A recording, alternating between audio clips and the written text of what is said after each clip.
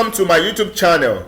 If you are a new viewer, kindly subscribe to my channel and turn on notification bell. Thanks. Serap sees Tinubu over failure to probe missing fuel subsidy funds. The Socio-Economic Rights and Accountability Project has sued President Bola Ahmed Tinubu over the failure to probe the allegations that $2.1 billion and 3.1 trillion public funds of oil revenues and budgeted as fuel subsidy payments are missing and are unaccounted for between 2016 and 2019. Serap filed a lawsuit against President Asiwaju Bola Ahmed Tinubu at the Federal High Court in Lagos, seeking an order of mandamus to promptly investigate allegations that $2.1 billion and 3.1 trillion naira in public funds are missing and are really unaccounted for between 2016 and 2019.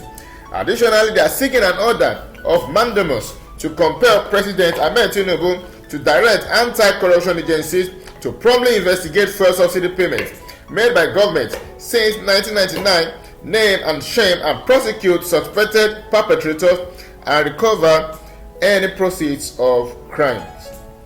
Serap is also seeking an order of mandamus to direct and compel President Asiwaju Bola Ahmed Tinubu to use any recovered proceeds of crime as palliatives to address the impacts of the subsidy removal on poor Nigerians and to put in place mechanisms for transparency and accountability in the oil sector.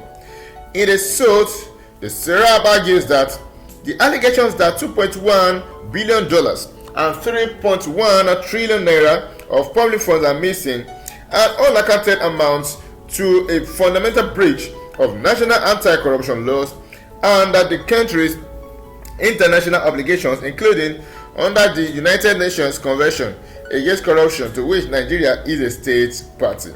Serap also stated that the Tinubu government has constitutional and international legal obligations to get the bottom of these allegations and ensure accountability for these serious crimes against the Nigerian people.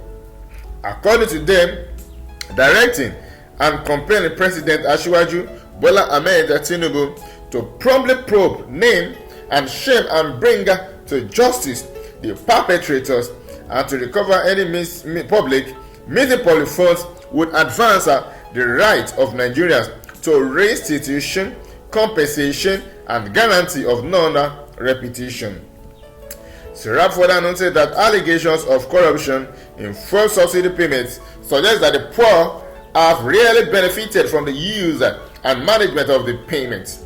According to the lawsuit filed by Serap's lawyer, Kolawole Oluwadare, Mrs. Adelanke Aremo, Mrs. Valentina Adigoke, and Ayomide Johnson, there can be no economic growth or sustainability without accountability for human rights crime. Poor and socio-economically vulnerable Nigerians should not be made to pay for the stealing recurrent oil wealth, which state and non-state actors pocket public funds. Investigating and prosecuting the allegations and recovering any missing public funds would serve the public interest, ensure justice and accountability, and end the entrenched impunity of perpetrators. According to the audited reports between 2016 and 2019 by the Auditor General of the Federation (AGF), the Nigerian National Petroleum Corporation (NNPC) failed to remit 663 trillion into the Federation account. The Auditor General fears that the money may be missing. Wow. The NNPC also reportedly failed to account for the allocation of crude oil to refineries in 2019. 107,239,436 barrels of crude oil were lifted as domestic crude without any documents.